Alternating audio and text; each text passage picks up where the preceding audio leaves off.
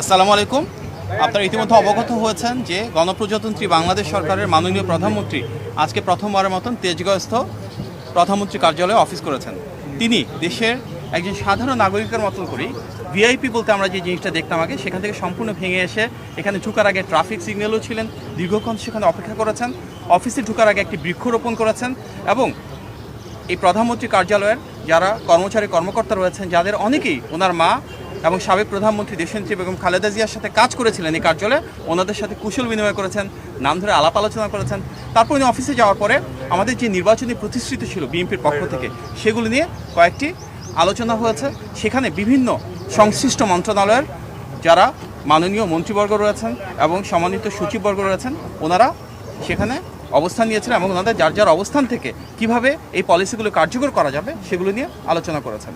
মূলত আজকে প্রথম যে মিটিংটা ছিল সেখানে মাননীয় প্রধানমন্ত্রী আলোচনা করেছিলেন আমাদের একটি নির্বাচনী প্রতিশ্রুতি, যেটি বিভিন্ন মসজিদের সম্মানিত খতিব সাহেব, সম্মানিত ইমাম সাহেব এবং সম্মানিত মুয়াজ্জিন সাহেব সহ অন্যান্য ধর্মের যারা রয়েছেন সেসব ধর্মগুরুদের জন্য আমাদের একটা প্রতিশ্রুতি ছিল যে মাসিক সম্মানী এবং উৎসব ভাতা প্রদান করা হবে এবং মাননীয় প্রধানমন্ত্রীর নির্দেশে একটি সিদ্ধান্ত গৃহীত হয়েছে যে ইনশাআল্লাহ এই ঈদের আগেই আমরা এটি পর্যায়ক্রমে শুরুর যে প্রস্তুতি সেটি সম্পন্ন করে কিছু কিছু জায়গায় ইনশাআল্লাহ সম্মানিত খতিব সাহেবদের, ইমাম সাহেবদের এবং মুয়াজ্জিন সাহেবদেরকে একটি সম্মানী প্রদান করব ইনশাআল্লাহ।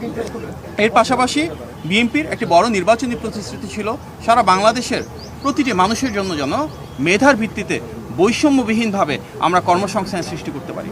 সরকারি চাকরির ক্ষেত্রে, বেসরকারি চাকরির ক্ষেত্রে, উদ্যোক্তা হিসেবে গড়ে ওঠার ক্ষেত্রে এবং বহির্বিশ্বে জনশক্তি রপ্তানির ক্ষেত্রে কিভাবে আমরা সবাইকে আরও দক্ষ এবং যোগ্য হিসেবে গড়ে তুলতে পারি, আমাদের শিক্ষা ব্যবস্থার প্রয়োজনীয় সংস্কারটুকু কীভাবে আনবো এবং তার মাধ্যমে আমাদের জনশক্তিকে কীভাবে কর্মক্ষম করে দ্রুততার সাথে তাদের জন্য অনেক বেশি চাকুরি এবং ব্যবসার সুব্যবস্থা করতে পারবো।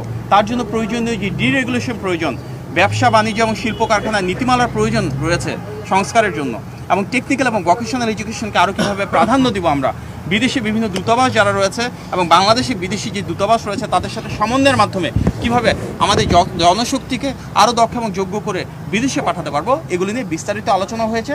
সংশ্লিষ্ট যারা মন্ত্রীবর্গ রয়েছেন, সচিববর্গ রয়েছেন, ওনারা ওনাদের মূল্যবান মতামত প্রদান করেছেন এবং ইনশাআল্লাহ খুব দ্রুততম সময়ের ভিতরে জনগণের প্রতি জবাবদিহিমূলক এই রাষ্ট্র ব্যবস্থা, জনগণের ভোটে নির্বাচিত সরকার আমাদের মাননীয় প্রধানমন্ত্রীর নেতৃত্বে আমাদের প্রতিশ্রুতিগুলো বাস্তবায়ন করা শুরু করবো ইনশাআল্লাহ। আপনার সবাইকে ধন্যবাদ। আসসালামু আলাইকুম।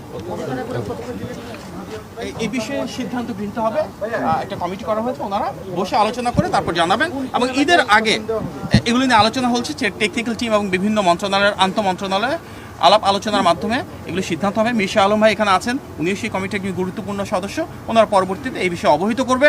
তবে আমরা আপনাকে আশ্বস্ত করতে চাই নির্বাচনের আগে বেশ কিছু জায়গায় ইনশাআল্লাহ এই কার্যক্রম আনুষ্ঠানিক ঈদের আগে এই কার্যক্রম ইনশাআল্লাহ শুরু হবে। সবাইকে